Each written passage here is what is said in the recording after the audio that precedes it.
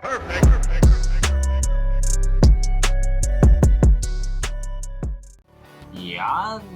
Good morning kapadyak! Good morning Philippines!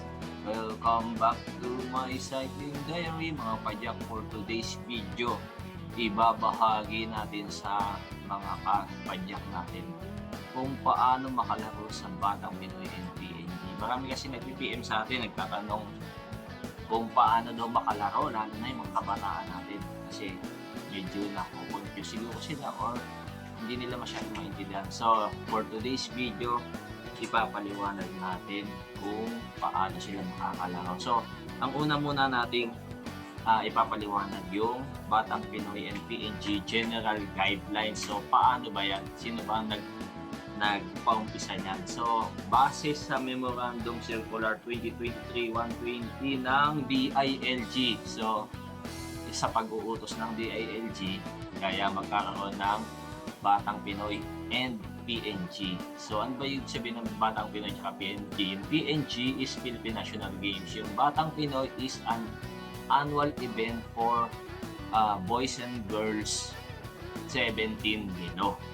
So, ngayon, ang ginawa ng Philippine Sports ng DILG, kinumbine na yung Batang Pinoy and Philippine National Games. So, yung National Games will be for 18 above. Yung Batang Pinoy, same pa rin nung last year, is 17 below. So, yun yung general guidelines. So, ano ba objective niyan ng Philippine National Games na yan? So, ang isang nakalagay na objective ng Philippine National Games is to serve as selection ground for potential national athletes. So, pwedeng maging selection ground ng mga magiging national team. So, previously, national championship. Pero ngayon, yung national games is also a ground for selection to the national team. So, kung magiging magandang performance mo dyan, will be basis. Pwedeng maging ground para ma-select ka sa national team. So, yun yung sa Philippine National Games. Kasi yung Philippine National Games is 18 and up.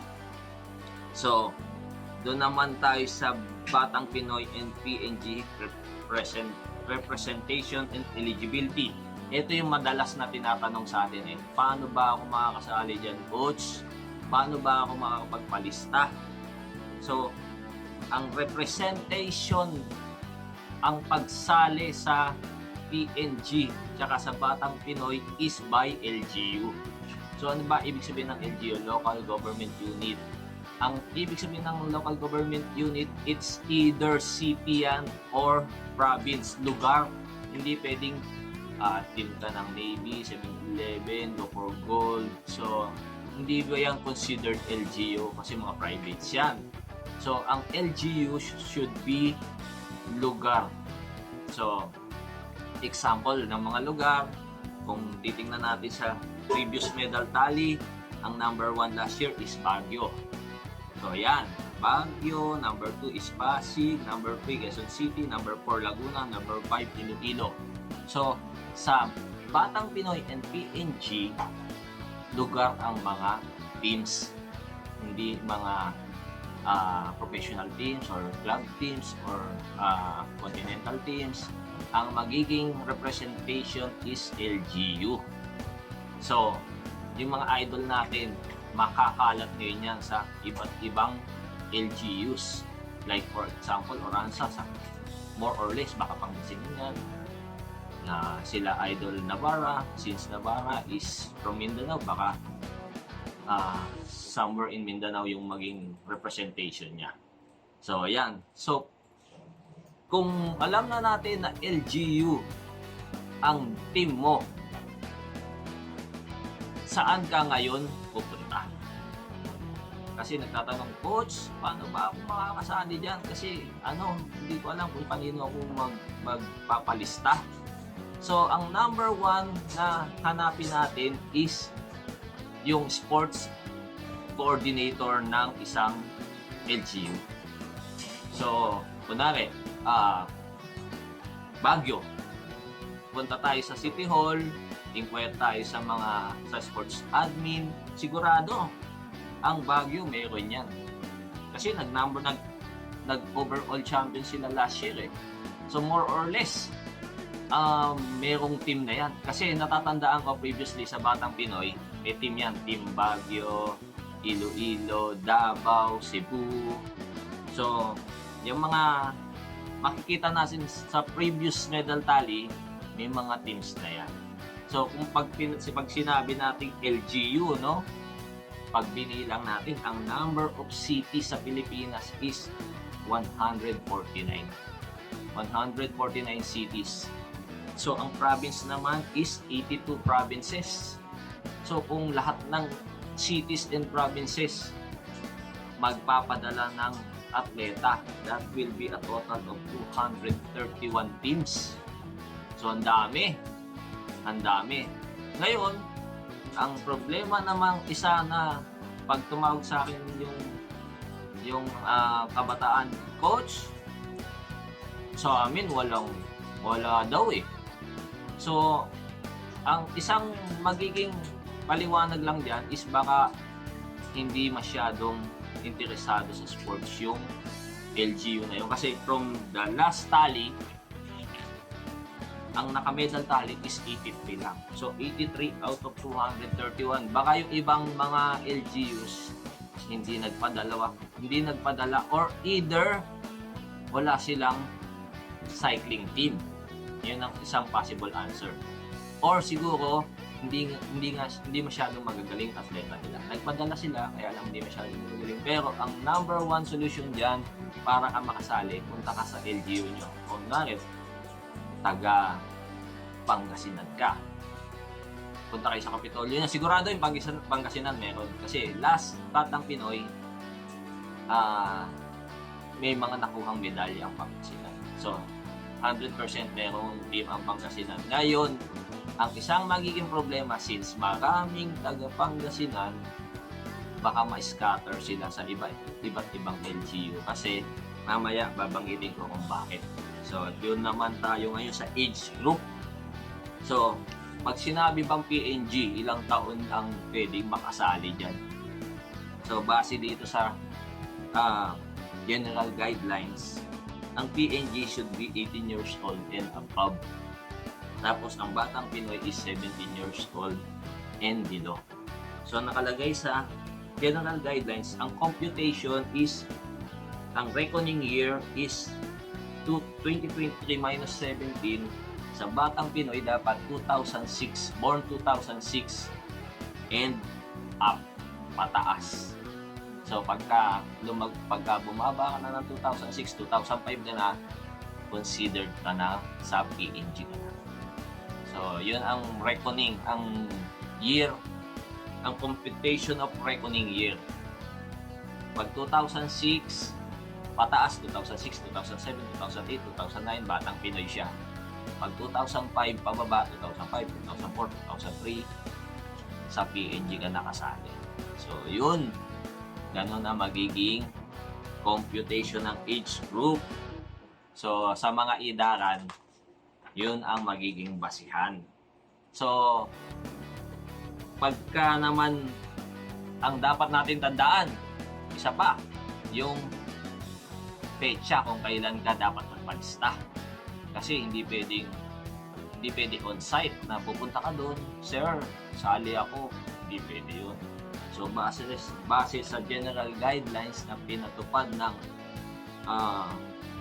regulasyon is September 15, mag-i-start na yung online registration. So, pagka nag-register, no, ang magre-register ng mga delegation list, ng mga forms is yung mga LGUs.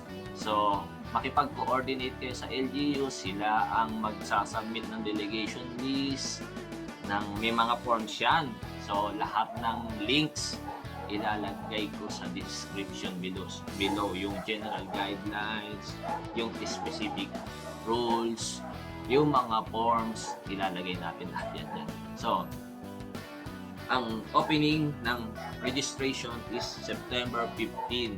Ngayon yun. September 15 ngayon. Friday. So, paano naman yung deadline? Kailangan, bago deadline, nakapasa na. Ayan, ang dapat naman natin makita kung kailan ang deadline of registration. Kasi, mamaya, magtanong tayo, Coach, paano ba makasali dyan? Tapos November na pala, tapos na yung deadline of registration. So, dapat malaman natin, October 31, deadline of registration. Tapos na ang pagpapalista. So, kontakin na natin agad yung LGUs para ma-register na agad. Kasi, October 31, pagkatapos ng October 31, November, puro meeting na yan regarding discussion of concerns. Iba-iba na ang agenda dyan. So, ayan. Dito naman tayo ngayon sa i-discuss naman natin yung specific regulations. So, tandaan natin ang laro ng Batang Pinoy and PNG will be organized by the Field Cycling, yung National Federation natin ng cycling. So, ang cycling sa Batang Pinoy and PNG is mountain bike, BMX, and road race. So, ang i-discuss lang natin is road race. Yung specific regulations, medyo marami-rami to, kaya i-discuss natin sa isa pang video. Pero ang ipapakuna ko na agad is yung participation article 3 na kung saan nakalagay dito an LGU shall enter a maximum of 2 athletes per category and event. So ayun kaya ko lang siya in-emphasize ng mas maaga is because imagine mo, kasi meron sa akin tatanong, Coach, dami namin dun sa lugar namin dalawa lang pala yung pipiliin. Saan ako pwede? So, sa kagaya nga ng binanggit ko kanina, ang number of LGUs dito is 231. 149 cities and 82 provinces. So, ang dami niyan. So, wala namang naka-indicate sa BNP and PNG representation and eligibility na kailangan doon ka nakatira. So, kung masyado kayong marami sa lugar nyo, hanap ka ng medyo kalapit bahay na lugar nyo na wala pang cycling team siguro. Kasi, just like Pangasinan, ang lakas niyan. Ang daming mga malalakas dyan. Since dalawa lang ang nakalagay na maximum athlete to be entered in a category and event, siyempre merong hindi mapipili, di ba? So, Pangasinan, Nueva Ecija, magkakasiksikan sila dyan. So, yung iba para makalaro, hanap kayo ng ibang mas malapit na LGU na wala sila namang players So, kasi yung ibang LGU, priority nila yung taga doon sa kanila, siyempre. Kung taga doon, siyempre priority nila yun dahil taga doon sa kanila yun. Pero meron sigurong mga LGU na wala silang mga cyclist sa lugar nila. So yun ang isang solusyon dyan. Hanap kayo ng ibang LGU, mag-inquire kayo, tanong nyo kung meron silang cycling team, pwede kayo mag-volunteer dyan. Kasi dalawa nga lang ang maximum athlete per category. So, ano pa yung isa dito sa participation? An athlete shall participate in no more than 2 events. So, kung tatlo yung event, ang mga event parang National Championship, Road Race, ITT, Criterium. So, kung representative ka ng LGU mo, dalawa lang ang pwede mo matakat. Merong isang hindi. So, ayan. Yung mga iba pang specific regulations sa susunod na video natin i-discuss. Inuna ko lang yung participation para kasi marami nagtatanong sa akin tungkol dyan. Coach, dami namin dito sa lugar. Paano kaya to? So, ayan ang number 1, hanap kayo ng LGU, hanapin yung sports admin doon, inquire nyo. Based on the last medal tally 2022, 83 teams ang nagkaroon ng medal. So, 83 teams ang merong team sa Batang Pinoy na previously nagka-medal. So, more or less meron din yan ngayon. Meron ding mga teams na hindi nakamedal. So, gaya nga sinabi ko, no? 231 yan. Yung cities and provinces. Mag-inquire lang tayo, walang bayad ang registration. Yan ang nakalagay sa memorandum nila. Walang entry fee na kailangan bayaran ng isang atleta para makasali. So yan, programa ng gobyerno yan para makapaglaro. PNGN Batang Pinoy. So, susunod nating video, i-discuss natin yung specific regulations ng road race cycling. So, hindi natin papakilaman yung ibang event, yung BMX, yung mountain bike, hindi natin specialty yan. Pero sa road race, yan ang pag-uusapan natin sa next video. So, kung di ka pa nang subscribe, pindutin mo na yung pulang button dyan. Subscribe mo na, like, and share. So, ayan. Thank you!